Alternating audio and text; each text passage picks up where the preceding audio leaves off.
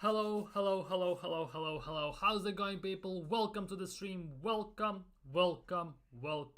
and one more time, welcome. Today we have quite not schedule on the books, to be honest. If you think about it, we're gonna look at Mikel Arteta's interview with before the Aston Villa game, which should be something interesting. I'm not gonna lie. I'm expecting some waffles, some action. Hopefully, Arteta provides us with something.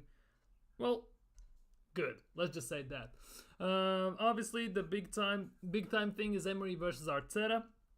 The news came out and everything. The discussions, it riled the whole fan base. It even got other fan bases involved. So it's all over the place. I'm not gonna lie. And of course, some transfer news. There is Ramsdale, Fabio Vieira, and some other news to talk about. So definitely we're gonna get into all that in a split second, of course. But before we get into all that, if you're new around here, don't forget smash thumbs up, subscribe, hit that bell, all that good stuff. If you're new around here, as I said, subscribe, comment, and get interactive in the chat. If you're watching this as a playback, of course, then don't forget to comment and all that good stuff. And yeah, it will be very interesting to see how this goes. Very interesting. So what we're gonna start things off is Mikel Arteta's pre-game interview for Villa game. We're gonna kick things off with that. Then what we're gonna do is get into transfers and we're gonna discuss some in-depth stuff. Let's just say that. So we are going with this, of course. Before he and our squad head to Birmingham ahead of the game against Aston Villa away, which is a very massive game, the first real test and everything. It's a must-win game. And Arteta has very bad, in a way, record against Emery. It's not looking good, let's just say that. And he gave an interview, of course. So we're gonna read through it, try and dissect this as best as possible, and we're gonna try and understand what actually Mikel Arteta is waffling about, and if there is any sense of what he's waffling about, because he tends to waffle quite a bit. And if you don't have your maple syrup prepared, I suggest you do so.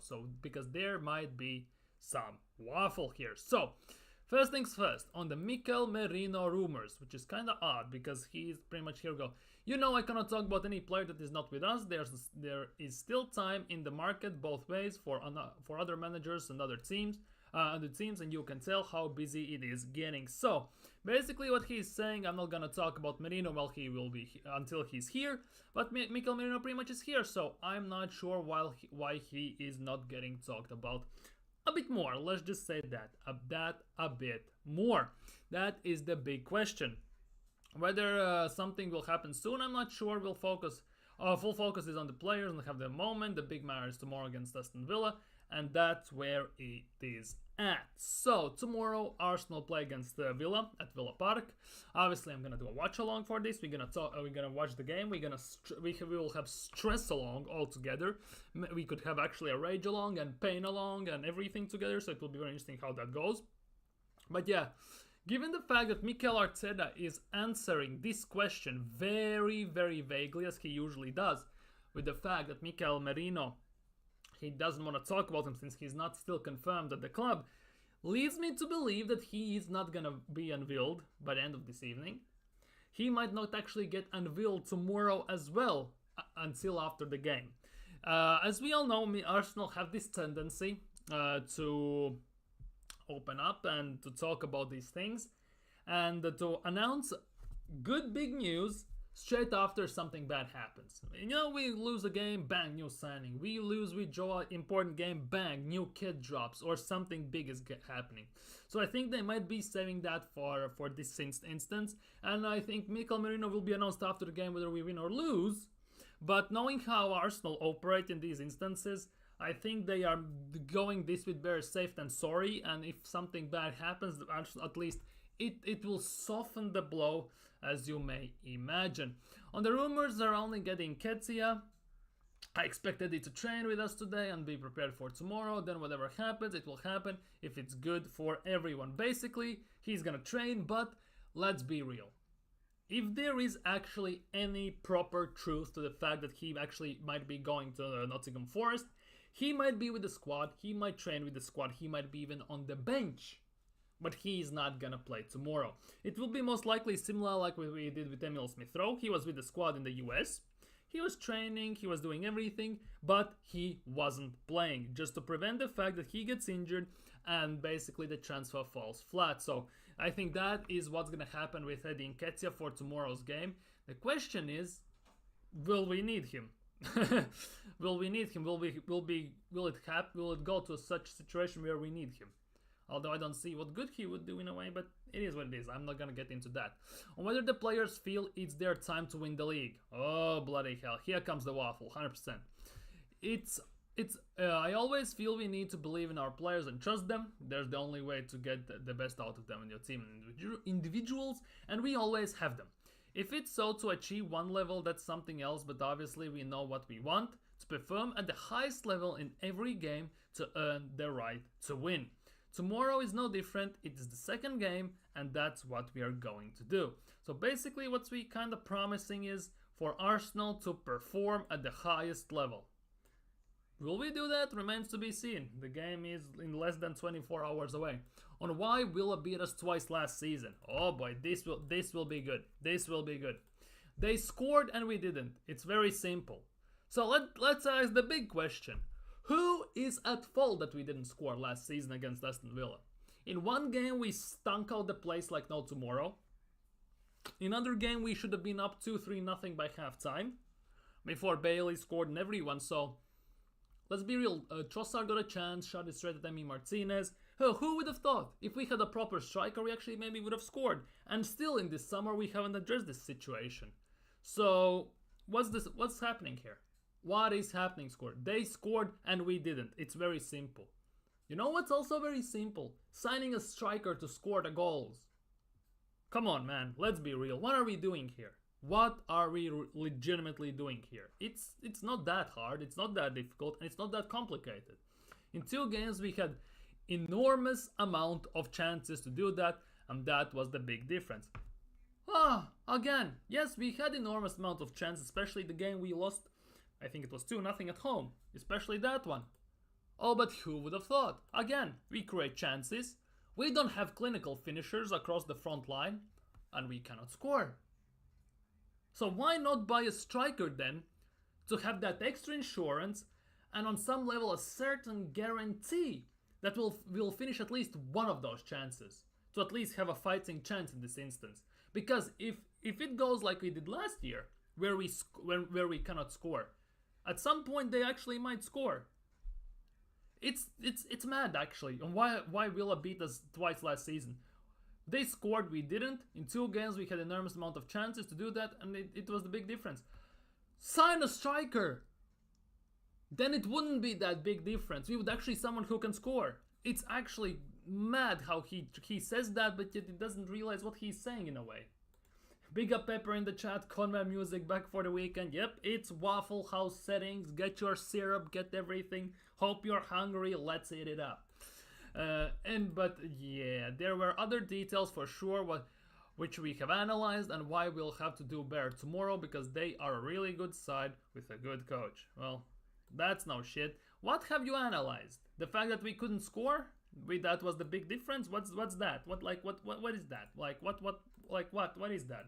Big up, Nick. Big up. Lol, they ask him Busk manager question again.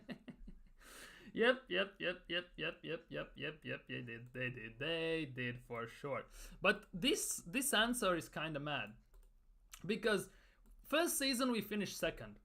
Oh, we don't need a striker, we spread the goals around. Second season, we go 1-7 in December, it's January. Why we don't score goals? Oh, but we don't have a striker.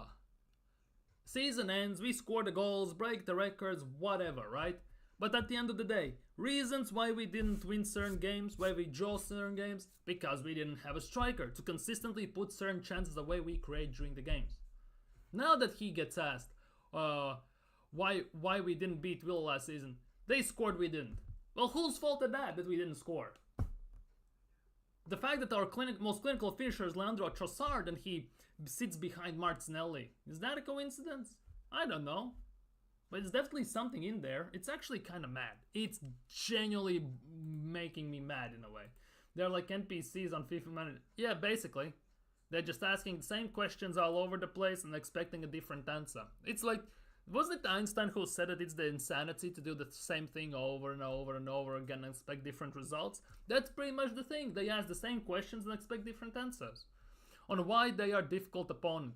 They dominate every aspect of the game. When you give them a space to run, they are phenomenal. When there is no space and they have to find where they can do that. In any restarts on set pieces, they are at it, and that's why they did what they did. No, let's not talk about the fact that Zinchenko was at fault for at least one of those goals. We can see that the fact that he cannot defend got outpaced by Bailey, and he was playing partially center back when we conceded on the far post where he should have been. Let's not talk about that, right? But it's only because they are a good team. Let's not talk about our flaws in this instance. Let's have no accountability for ourselves. They are just good. We didn't make mistakes. They are just that good. That they scored, we didn't score, and that's why we lost. Let's just keep it at that, right? On why there are so many busk managers in the Premier League. Not gonna lie, don't care about this. Do not care. On whether they all have a WhatsApp group. What are you smoking when you're going these interviews and you ask a question like that? On whether they all have a WhatsApp group. They sit around in the WhatsApp group every single evening and share their feet pics or haircuts or something like that. Or just brag about what big of an aura a certain player has. Like, what is this even a question? Why is this even a question? Who asked this question, by the way? Would be nice when when question is asked, in brackets they put who asked the question. That actually also it would be nice. So we see who gets to ask these dumbass questions. Because what is the reasoning and what relevance this question, for example, has to the tomorrow's game we have against Aston Villa? What relevance does this have? Like, legitimately, what relevance does this have to this game? Anyone? Any reasons? Any ideas? What relevance? None whatsoever. It's actually embarrassing. It's like a girl WhatsApp group in school when they chat about boys. They think there's something like that going on or what? On whether Yuri Timber could play in midfield. Okay, this question I like because I see a big part of fan base suggesting that Timber potentially could play in 6. That question is actually quite interesting to ask. He can play in various positions. His versatility is one of our biggest strengths. So he basically answered this like a true politician. He said something without saying anything. That is basically what he said in this sentence. He's been out for 11 months and it's great to have him back. He played some quality minutes the other day, like Alex did as well, and I think Alex was really good as well.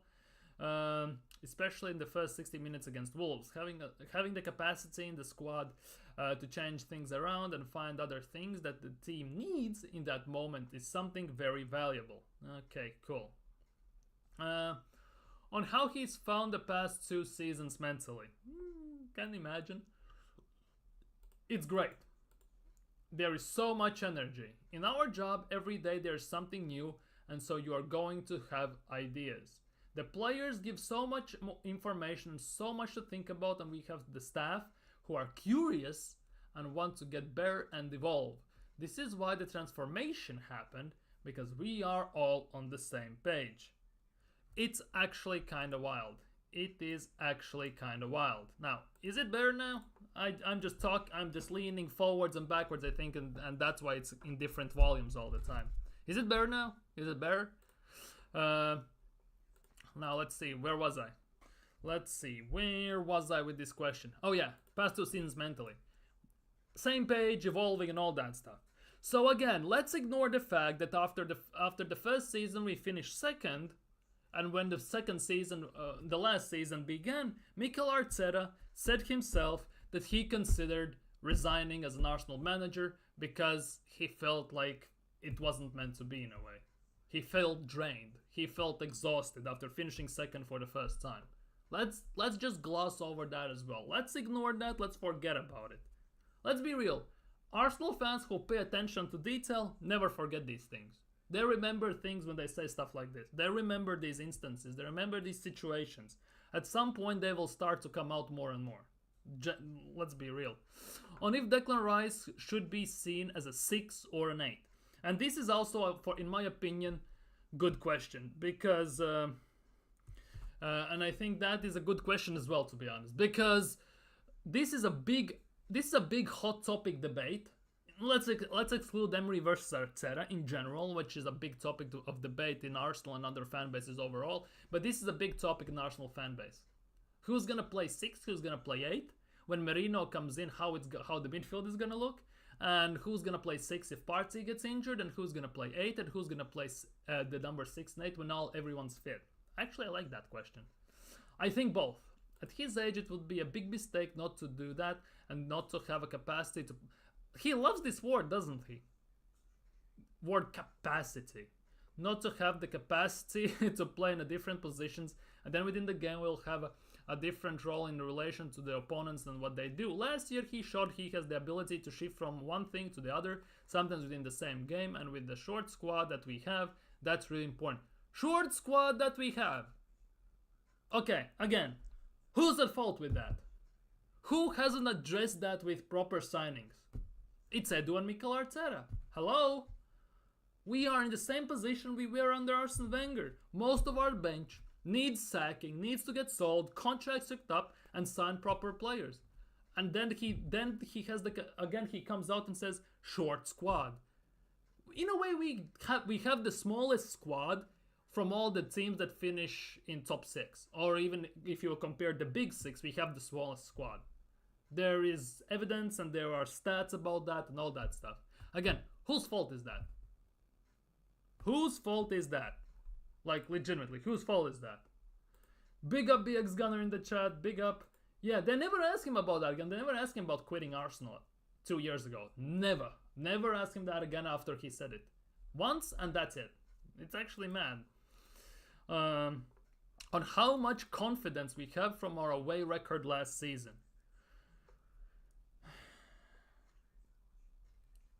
It's very circumstantial, in my opinion, the away record, because one season is one thing, another season, new signings, new conditions, everything, fitness and all that stuff, that goes all over the place, let's be real. So that it's kind of irrelevant, but I kind of get the question. That we've done it, that's the confidence. We have done it 2 years ago, we did last season, we didn't do it. Now we have to show it again. Tomorrow we go there in that with that belief and being very clear that we want what we want to do and what we have to do to earn the right to win the game.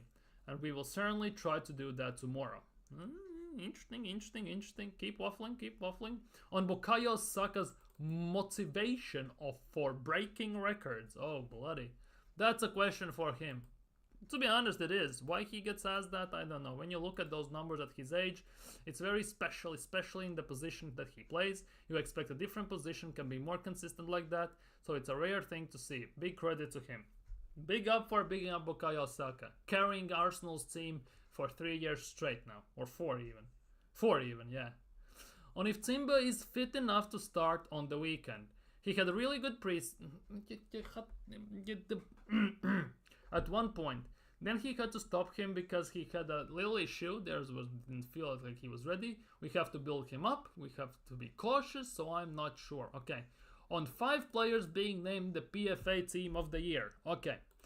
It was really proud moment for the second year in a row to have 5 players in the starting 11 is a big thing.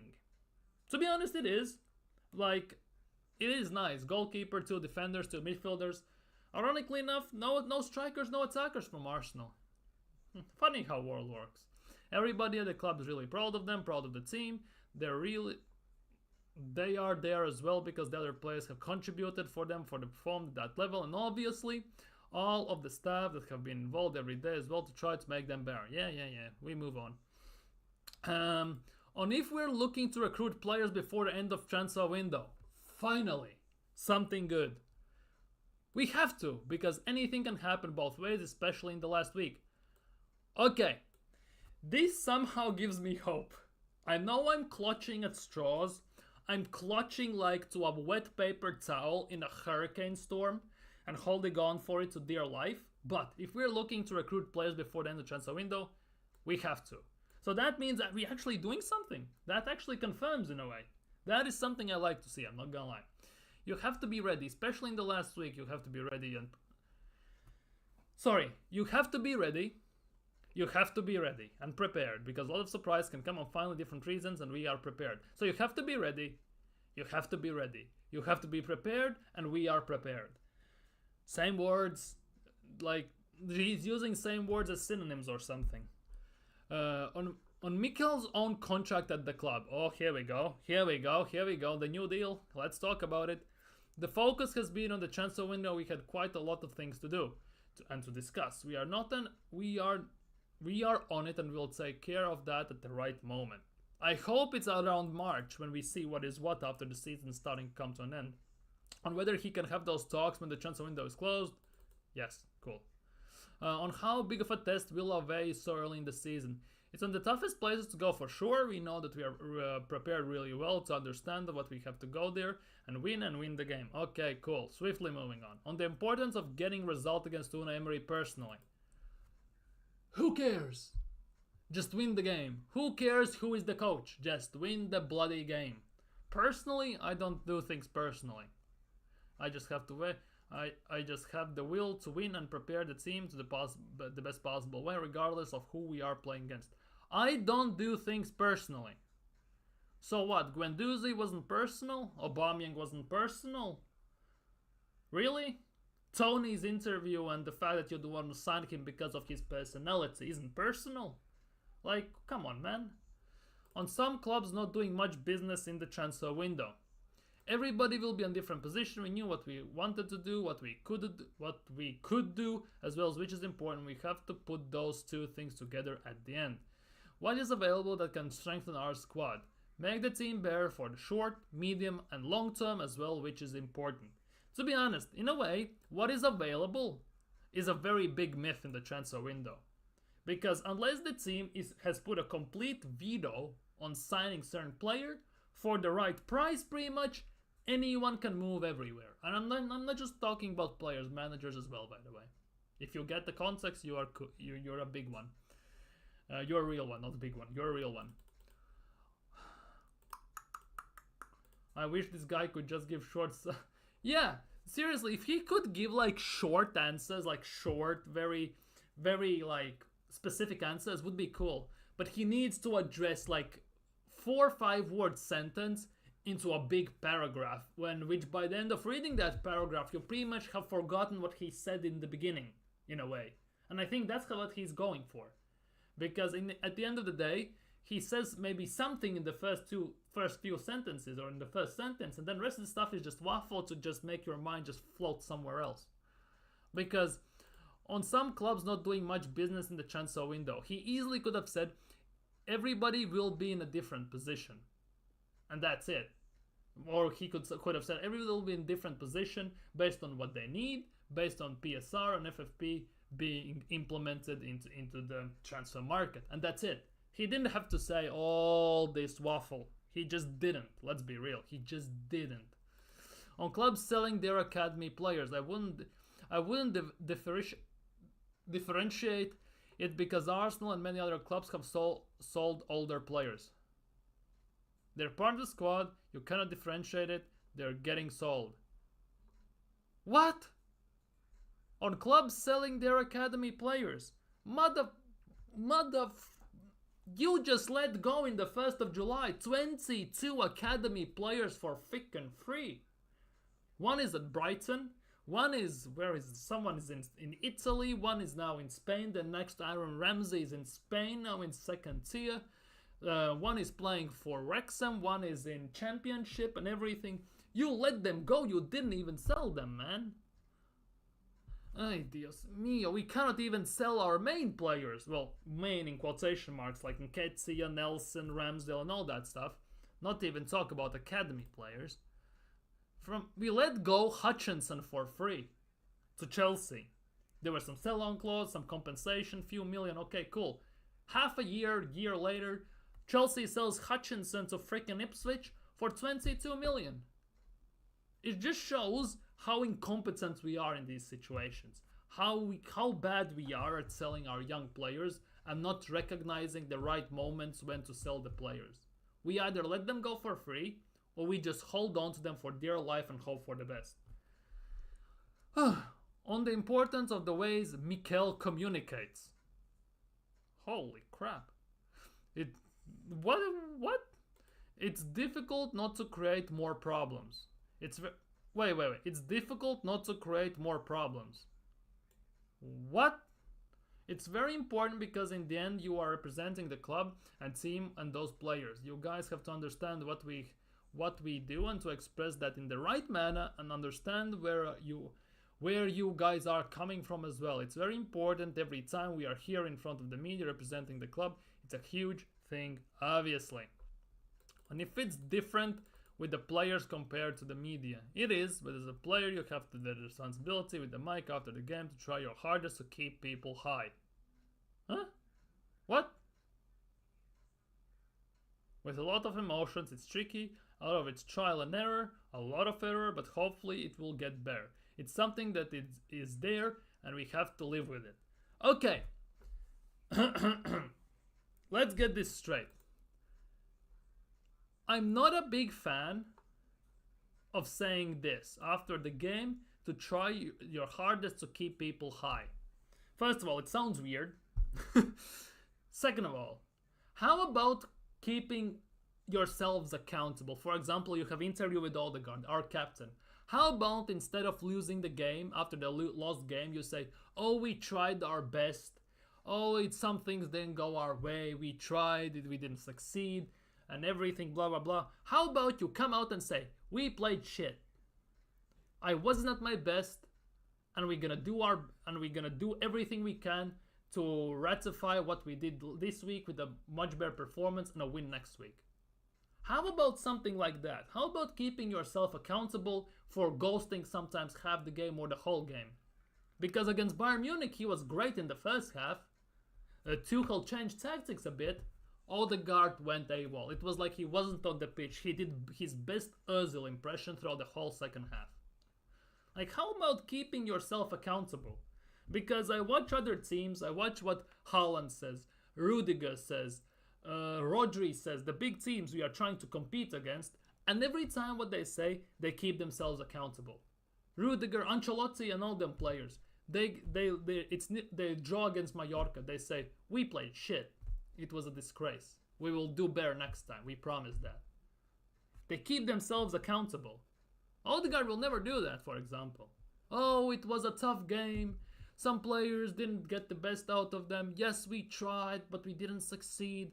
At least everything is well. I hope fans don't feel disappointed in us. How can they not feel disappointed? Yet at the same time, most of the fans after the last game, good job, you tried. Keep going. We will do better. Yay!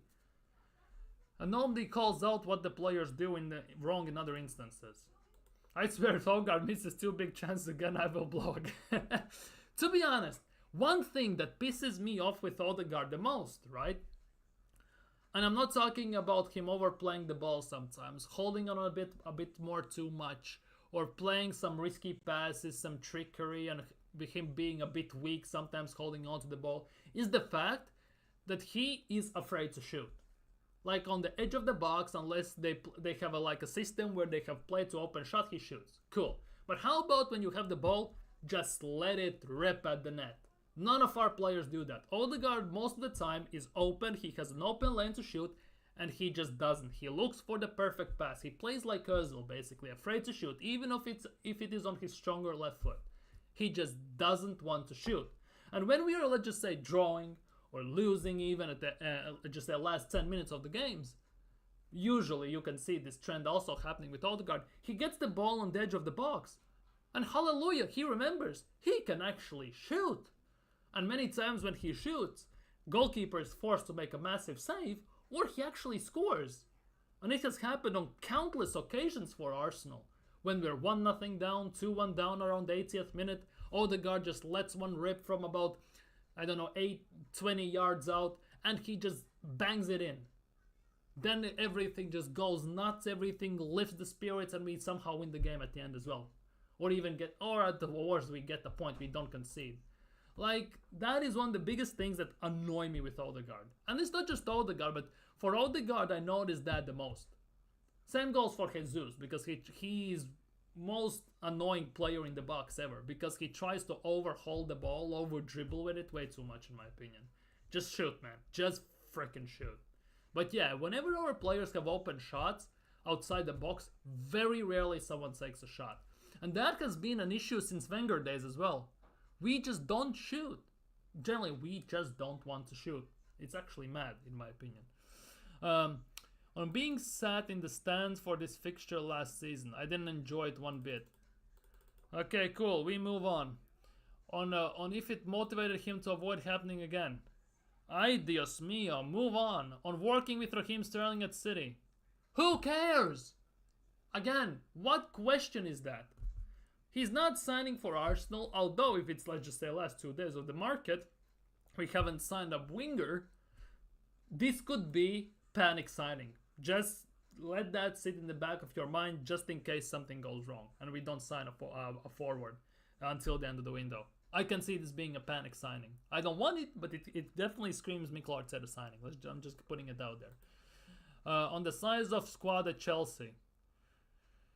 Who cares? It's Chelsea. Let the mascara and big belly Bowley and the rest of the morons deal with that. On the idea where to take the club in years to come. I'm very grateful for the all for where I'm sitting and the people I've worked with every single day. It's really difficult to find that harmony, trust, belief, and alignment in the vision. It's something I always mention. We have an unbelievable time ahead of us, and I'm very, very excited about it. Fuck me, this sounds like a Grammy acceptance speech or something like that. Manager of the Year acceptance speech. First things first, I want to thank my family. I want to thank the Win the Dog. I want to thank Edu Gaspar. I want to thank Arsenal fans, the players, everyone. And I'm very grateful for first of all, for how I'm sitting and the people I've worked for every single day. It sounds like generally like a Manager of the Year or Grammy or whatever acceptance speech here. 100%. Or is it just me? Or is it generally just me? Because when I watch them, they sound very, very similar. On if longevity is a target. I see myself today and tomorrow, and this is reality for us managers. We have to live with an urgency as well. It's something that I actually like. Look in 2 or 3 years' time, you have to plan as a club what will happen afterwards, depending on how good the results we get. That's the reality. Do your best and enjoy it if you can. One thing about Mikel Arteta for me is he doesn't feel too threatened in his work. It just Josh and everything, to the relationship he has with Arteta and everything, just doesn't scream whatsoever that his job at any point could be on the line, that he has massive demands of him, and he just expects something unachievable from him. Like nothing massive. It feels that way, like his job is not on the line. However, let's just say we lose next 3 games, yeah? His job will be hanging in balance instantly, I can guarantee you that much. But yeah, Waffle House settings. Hope you had a good meal. But yeah, this is the dumbest question I've seen in a long time. On the Basque managers, do they all have a WhatsApp group? Who the fuck asks questions like that? Seriously, a 9-year-old wouldn't ask that. Who the hell decided to ask a question like that? Like, no kidding. Who decided to ask a question like that? Like, what are we doing here? Legitimately, what are we doing here? Anyhow, let's talk transfers. Enough of Mikel Arteta Waffle House. Let's talk transfers. Then we're gonna talk about Emery versus Arteta, because that again will be a massive topic of discussion.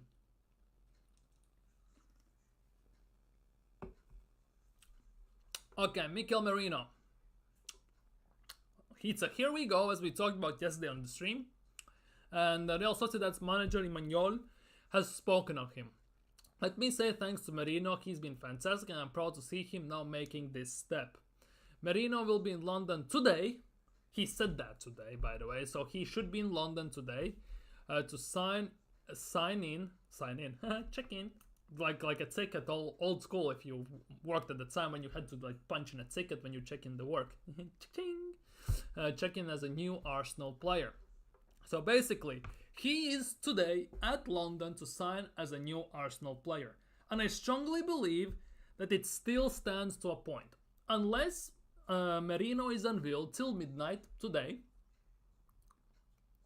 I think he will be unveiled as an Arsenal player after the game, no matter what is the result.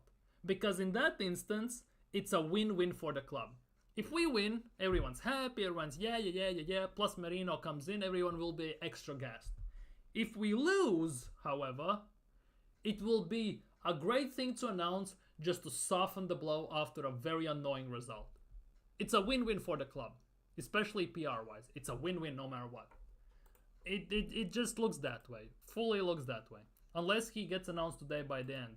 Mikel Merino is on his way to London today as planned. He's traveling to England in order to complete his move to Arsenal. Medical test and contract signing booked. The deal till 2028 with an option to 2029. Surprised they didn't ask him whether all the Basque managers were in the same... Exactly! He could have asked, "Oh, Mikel, do you play FPL? Do you play Fantasy Premier League? Do you select any Arsenal players for the Fantasy Premier League? Or do you have Haaland up top? Or you are backing your boy Kai Havertz 65 million at the top? Who do you prefer?" And everything. Yeah, Mikel meets Mikel. Mikel meets Mikel. David Ornstein has spoken on Arsenal signing a forward. Arsenal are in this quite strange position with their wide players in that they are looking for a backup who will be happy being a backup. The thing is, if you want to have competition in the club, if you want to grow as a club, and any player wants to grow, right? You should not sign a player who would be happy being a backup. Unless it's a young player who needs to be a backup and while he learns. Because otherwise, if player is happy being a backup, the player who will be a starter will feel very comfortable in his position. He knows that he can drop a stinker after stinker, and the club has no player to replace him with. Bukayo Saka has no replacement. Martin Odegaard has no replacement. But there have been games where Saka has had a very bad performance, and he should have been subbed off around 60th, 55th minute. But we cannot, because we don't have anyone to sub on for Bukayo Saka. Same goes for Martin Odegaard. That is a very big yikes for me. Yet it will still contribute to the effects which helps in the trophies, compete to major honors. It's possible Arsenal brings something in for that position before the window shuts, if they can find the right deal. That's an area that we'll have to keep an eye on, with no guarantees.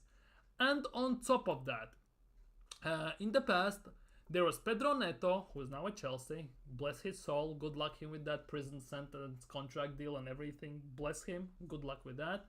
Who Arsenal decision makers were very big fans of. The one that Mikel Arteta and those involved at Arsenal really like is Nico Williams. But he's the apple of everybody's eye. The problem there is he's already on really high wage, which would only increase when he comes to a league such as Premier League. A release clause in his contract that would need to be paid in full. It would appear he's going to be staying. Now, if there is any chance whatsoever for us to sign Nico Williams, which I don't think there is because he has fully committed, set himself to Athletic Bilbao. He has gotten Iker Muniain's, one of their legends who just retired, his old number.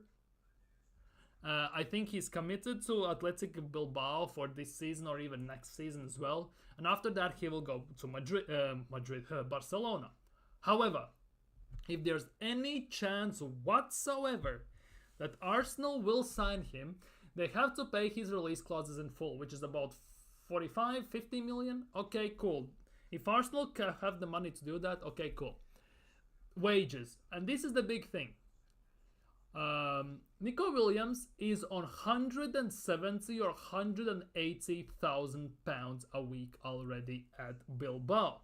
Which means if he comes to Arsenal, his wages most likely will go up to about 210 to 220,000 a week. Which again, in this instance, means that there is no chance in hell if he comes in Arsenal, he would be a backup. Which again means, and this is like a domino effect rolling on, he's not going to start in front of Bukayo Saka, because Bukayo Saka then should go to left wing. However, Bukayo Saka stays at right wing, and for Nico Williams, his best position, in my opinion, is left wing. Not right wing, but left wing. Which again means that Martinelli and now as well Trossard get benched instantly. Because if we sign a player who's on 220 grand a week and he is a backup, that's a disgrace, first of all. Second of all, we cannot afford to do that, although we have very overpaid players in our club. And third of all, if we sign him, he has to play. Because the only way he comes to Arsenal is if he is guaranteed starter role. Which now means either Trossard or Martinelli, in a way, are surplus to requirements. One of them needs to go. Because none of them is going to sit on the bench for the whole season. Or one of them gets used as a backup for Saka. That is also could be a possibility. Trossard can technically play number 9. Martinelli, we haven't seen him at number 9. I still wish we could have seen him at number 9. That is also a big thing for me personally. That is just my thing. What is happening here? What is happening here? Live chat. Merino will start most games as he is the same name as manager. Yeah, you see, if you say this, which it means that someone has to go. And I don't know, it's Partey or Rice. I don't think it's going to be Rice.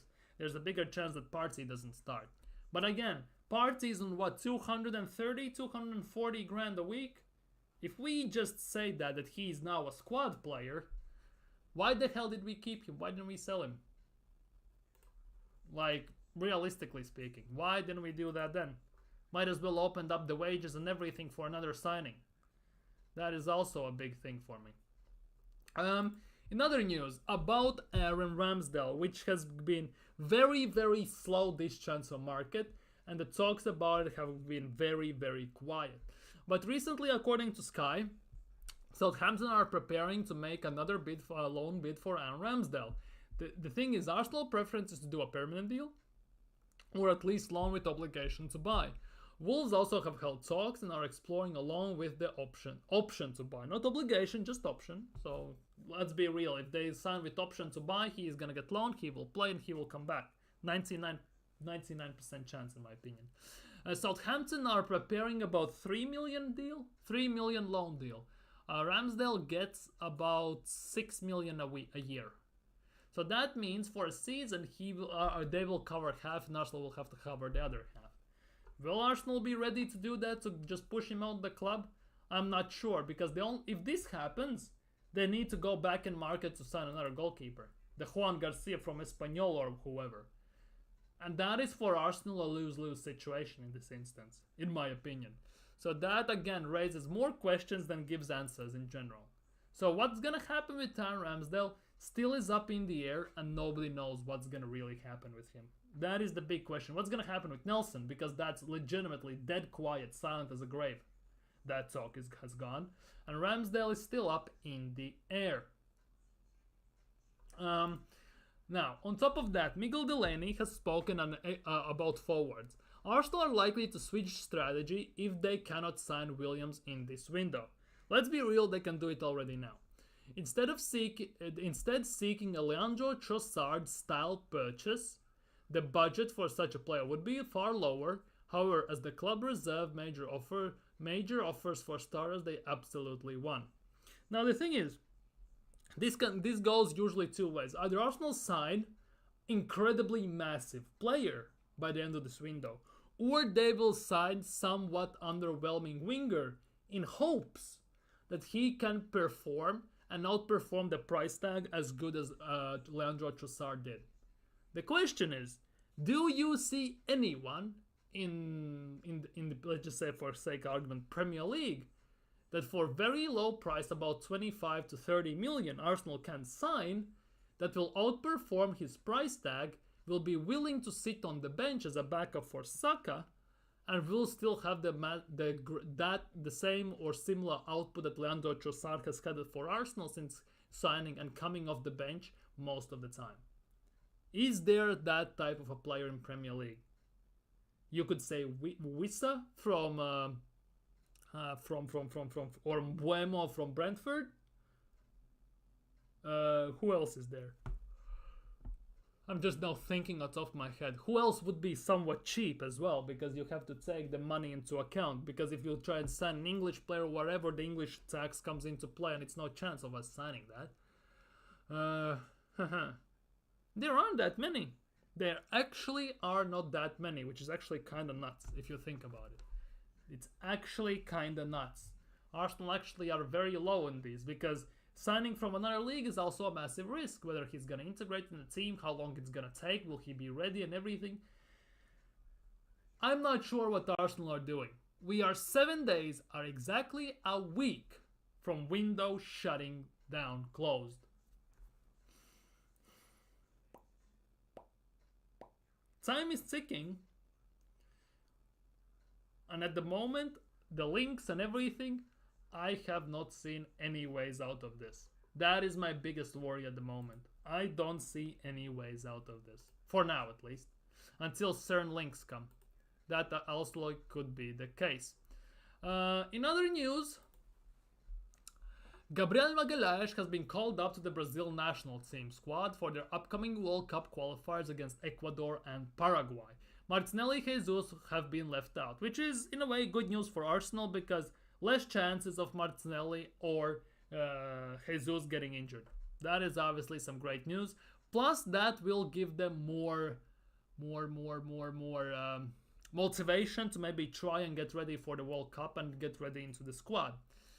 Gabriel is a bit of an iffy one, but in a way, they have Militao, Marquinhos, Gabriel, Aranya.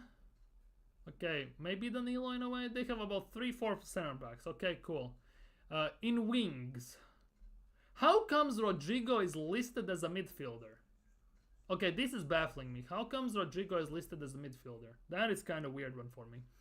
Endrick, Savinho. See, Savinho, instantly.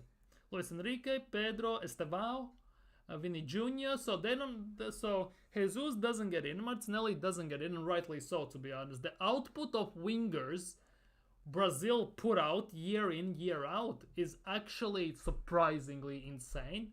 And on top of that, it's actually in a way a massive achievement if you get into their main squad. So Martinelli already has broken certain records in that instance. Already can be proud of himself. Whether it's going to happen for the World Cup remains to be seen. And now, the big one. Fabio bloody Vieira. Fabio Vieira, in the beginning of the window, it was rumored that he might get sold. During the window, reports coming out, Arteta believes in Fabio Vieira. This is the season for Fabio Vieira to break out. He will prove everyone wrong. He's the right man for the job, and hence why we sold Emil Smith-Rowe. Now, it's August 23rd, it's Friday, and Fabrizio Romano and David Ornstein dropped this. Porto agree a deal to sign Fabio Vieira on loan from Arsenal, green light from player and his agent Mendes. Negotiations already at final stages as Ornstein reports. Understand Porto will only proceed if Conceição leaves. Juventus is pushing to sign Conceição. Now, we signed this Giza from Porto for 35 million, who at the time wasn't even a starter for Porto. So why the hell did we sign him is the question in the first place. Second of all, we signed him with a broken leg, so that is also a very questionable decision. But yeah, the player that Mikel Arteta, with PR, backed to be the guy who is have season of his life, who's gonna change the winds and everything, is going out on loan back to Porto.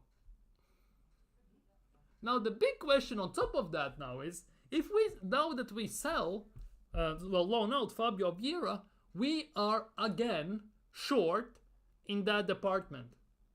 He can play right wing / number 10. Maybe an 8, but it doesn't work there. So 10 number and right wing. And again, bang, we are one more player short. Obviously, he wasn't a good player, but we are again short. So what we gonna do now? Now we are actually forced on a very big level to actually sign a forward.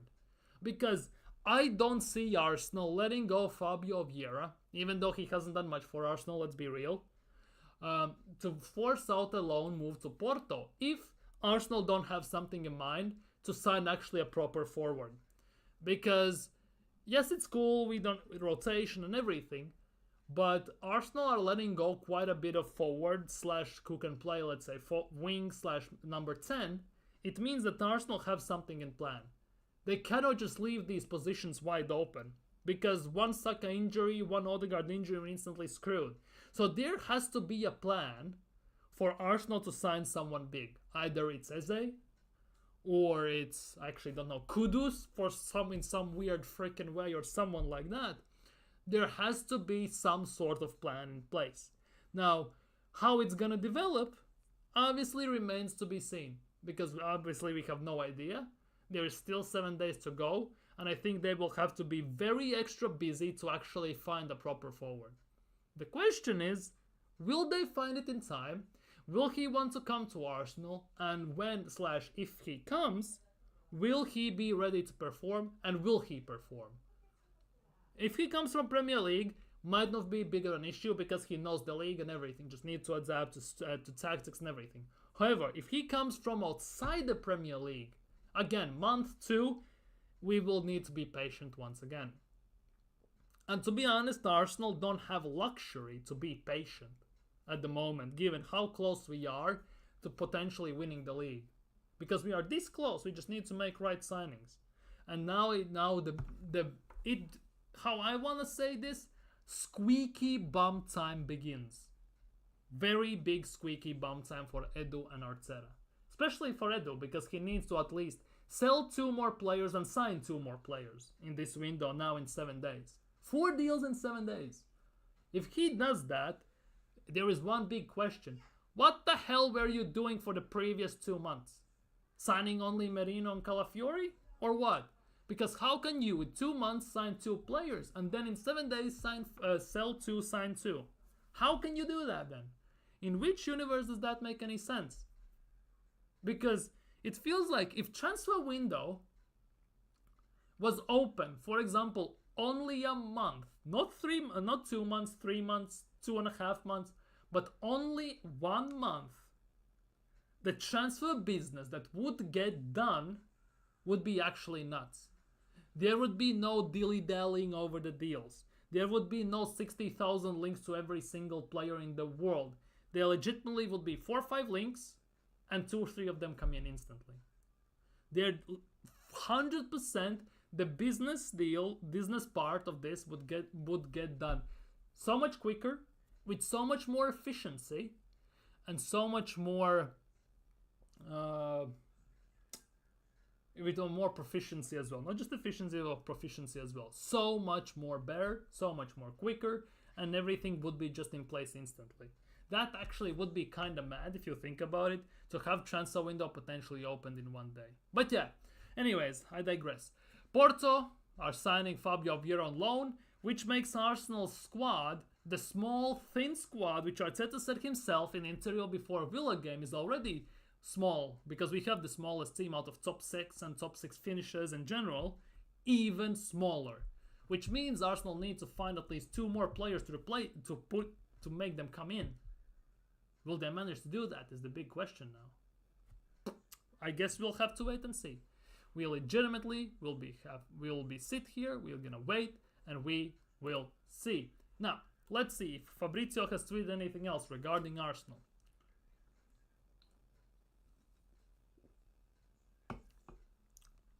No. Olympique Marseille have signed another player. They're moving mad. Marseille are moving like Nottingham Forest last season, signing about 20 players. Lukaku to Napoli looks like it's gonna be very, very soon. Kadioglu has moved to Brighton Hove Albion. Of all the teams that Kadioglu was linked this transfer window, Brighton was the last one. It was about, I think, late July, something like that. And they actually got the thing done. Will be kind of painful if he does well against us, wouldn't it? Official Sebastian Nanasi joined Strasbourg from Malmo. Here we go, Fabio Vieira. No agreement between Porto and Arsenal for Fabio Vieira on straight loan. Wait. The agreement between Arsenal and Porto for Fabio Vieira is straight loan. No buy option clause, which is a bit of a yikes. I would love to buy. For them to buy. Vieira deal is expected to be approved if Porto sell Conceição, with Juventus still in negotiations. To be honest, I wouldn't mind Conceição at Arsenal. I think he was the guy I was thinking about for Portugal. He actually was very, very good for Porto last year. Wouldn't be the worst backup for Bukayo Saka, I'm not gonna lie. But the fact that it's only strictly a loan with no buy option is a bit of a weird one. I much rather see him sold, we actually get some money back, than try to, I don't know, squeeze him, force him into the team or as a backup for the next season in hopes that he performs. Because at the moment he has been at Arsenal for 2 years, he's been injured most of the time it feels like, or sat on the bench for the most time, and he hasn't had that many memorable things he has done. Because for me personally, what I remember from Fabio Vieira in 2 years at Arsenal, scored a goal against Brentford, that long shot, got a red card against Palace or Wolves, and he had one good performance in the cup, I think it was, or was it against Sheffield, or something like that, again, or someone else. He came on and instantly provided 2 assists, one for Nketiah to score and someone else. That's the only things I remember about Fabio Vieira at Arsenal. That's it. Legitimately, in 2 years, 3 things. That's it. That's how... what's the opposite of memorable? Forgettable his performances have been at Arsenal. That's how forgettable his performances have been at Arsenal for me. Arteta doesn't get on with his dad, which stops us getting Conceição. Oh, who cares? Edu is Brazilian. He speaks Portuguese. When Edu... how comes under Edu we sign some, bums most of the time, like Fabio Vieira, Marquinhos and all that stuff, but mostly players that speak Spanish/Brazilian. Portuguese, sorry. Spanish/Portuguese. Most of the time. It's quite a bit of those we sign now. Jesus, of course Marquinhos, then we signed Fabio Vieira, Cedric Soares, Pablo Mari, David Raya. Who else? Someone else we signed, I'm forgetting. Quite a bit of those in my opinion. I want some French speakers for Saliba. Yeah, to be honest, wouldn't be the worst, wouldn't be bad. We used to have those, now we don't. We have only one, which is Saliba. We used to have, what's its face? Lacazette, Aubameyang, those Arteta binned like white trash instantly. Lacazette played half the time while Arteta was here at CDM. Aubameyang at left wing back. To be honest, signing Olise would have been quite fantastic for me. Olise signing for 45 million, what Bayern did, would be perfect for Arsenal in my opinion. Although he wouldn't want to sit on the bench, I guess. Pepe, man. Imagine Pepe at Arsenal as a backup for Bukayo Saka. Mwah, would be perfect. But again, by the way, I was watching Pepe debut for Villarreal when they played on weekend against Atletico Madrid. He looked very good, I'm not gonna lie. Very decent. He had a free kick from like, I would say about 45-degree angle, if not less, from about, I don't know, 28 to 35 yards out, and he hit the bar far corner, man. Oblak wouldn't have covered that as well. Nearly scored on his debut, a phenomenal goal. So it is what it is. Was it similar free kick to Eze's one? No, it was... Well, he's left-footed, Eze is right-footed. He basically dares the wall. If you imagine, how I can show you this actually. Imagine that... Oh, my camera's out of focus. Give me a sec, let me fix this quickly. Well, basically imagine that this is the goal. Like, the goal is here, right? And he was right about here, right? The 45-degree angle. And with his left foot, he curled it into the far corner and hit the place where the cross meets, basically. He hit it here. Oblak almost didn't have it covered, pretty much.